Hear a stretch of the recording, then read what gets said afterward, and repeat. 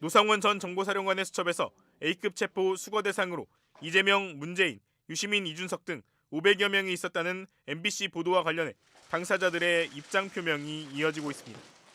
이재명 민주당 대표는 오늘 열린 최고위에서 미리 준비했던 건 아니지만 너무나 기가 막혀 한 말씀만 드리겠다고 입을 열었습니다. 이 대표는 자신은 물론 차범근 전 감독 등까지 노상원 수첩에 적시된 대목을 짚으며 조금이라도 불편한 사람은 다 죽이려 했다. 이게 상상이나 할 수 있는 일이냐고 되물었습니다. 그 차범근 감독이 왜 들어갑니까?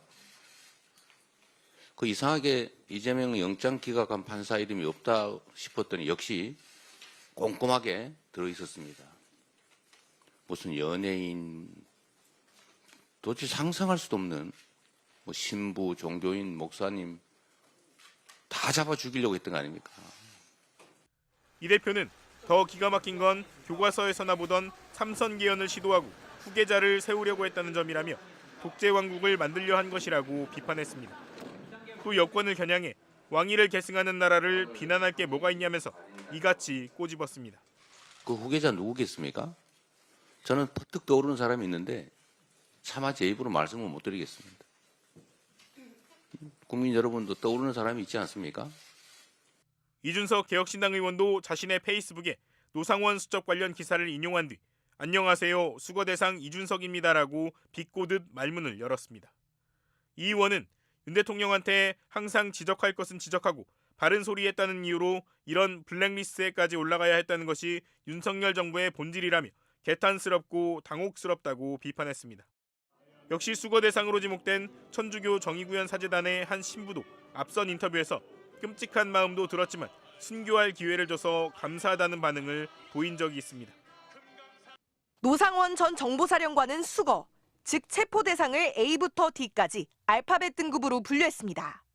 먼저 등급 A로 표기된 수거 대상자엔 이재명 더불어민주당 대표, 조국 전 의원과 함께 문재인 전 대통령의 이름이 적혀 있었습니다. 노 전 사령관은 특히 간첩 재판자라는 항목 아래 문재인과 그 일당, 그리고 이재명 쪽 놈들이라고 쓴 걸로 확인됐습니다. 비상계엄 선포와 함께 야당 지도부는 물론 전직 대통령까지 간첩 혐의를 적용해 체포하려 한 것으로 보입니다. 문재인 전 대통령과 같은 A급 체포 대상에는 유시민 작가, 임종석 전 대통령 비서실장과 함께 윤 대통령이 대선 후보 시절 여당 대표를 지낸 이준석 국회의원도 포함됐습니다. 또 정청래, 김용민, 김의겸 등 전현직 의원들도 적혀 있었습니다. 사법부도 예외가 아니었습니다.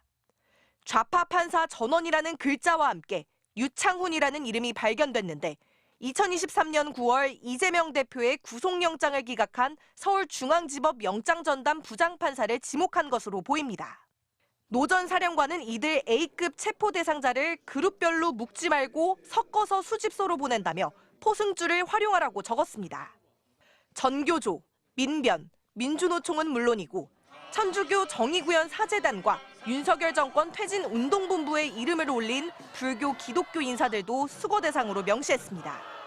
특히 문재인 정부 인사들에 대해선 청와대 행정관 이상, 차관 이상, 국정원 하수인, 경찰 총경, 장관 보좌관은 물론 공기업 인사들까지 무더기로 수거 대상으로 열거했습니다. 대령, 해병수사단장도 포함됐는데 최상병 사망 당시 해병대 수사단장인 박정훈 대령을 체포한다는 뜻으로 해석됩니다. 좌파로 지목된 연예인들도 표적이 됐습니다. 방송인 김어준 씨와 함께 김재동, 심지어 차범근 전 축구 대표팀 감독 이름도 적힌 걸로 확인됐습니다. 노상원 수첩에 담긴 체포 대상자 일부는 홍장원 전 국정원 1차장의 폭로와 조지호 경찰청장의 진술로 이미 그 명단이 공개됐습니다. 노 전 사령관은 500여 명 수집이라며 1차와 2차, 3차 등으로 수거 계획을 나눴는데 계엄 선포 이후 이들을 차례차례 체포할 계획이었던 것으로 보입니다. MBC 뉴스 이혜선입니다. 노상원 전 정보사령관은 체포 대상자를 일일이 나열한 뒤 A급 수거 대상 처리 방안을 별도로 작성했습니다. 체포한 이들을 보낼 장소로 연평도와 제주도를 지목했는데 특이하게도 곧이어 이송중 사고라고 적은 걸로 확인됐습니다. 가스, 폭파, 침몰, 격침이라는 표현을 썼습니다. 수첩 뒤쪽엔 좀 더 구체적인 실행 계획이 담겼습니다. 장소를 GOP 최전방 부대와 비무장지대, 바닷속, 연평도 등 무인도, 민통선 이북으로 구분했는데 실미도 등 무인도와 GOP, 민통선 이북에 수용한 뒤 자체 사고 처리한다거나 GOP상에서 수용시설의 화재 폭파, 외부 침투 후 일처리, 사살, 수류탄 등이라고 적은 걸로 파악됐습니다. 윤석열 정부 정책에 반대하거나 대립각을 세운 정치인, 판사, 종교인과 시민단체, 연예인, 심지어 전직 대통령까지 체포 후 사살한다는 계획을 노골적으로 세운 겁니다. 노 전 사령관은 그러면서 내국인 사용시는 수사를 피하기 어렵다. 전문 프로가 필요하다고 적었습니다. 사살 후 증거인멸까지 염두에 둔 것으로 보이는데 곧이어 중국과 함께 북한을 활용하는 안까지 등장합니다. 수거 후 처리 방안의 하나로 북 직진이라고 적었는가 하면 몇 페이지 뒤에는 북에서 조치한다고 적었습니다.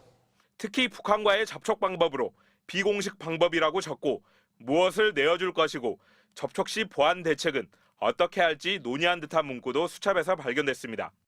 수첩에 누구 사살하라고 썼습니까? 수첩 메모 내용 누구와 상의했습니까? NLL 북한 공고는 어떻게 유도하려고 했습니까?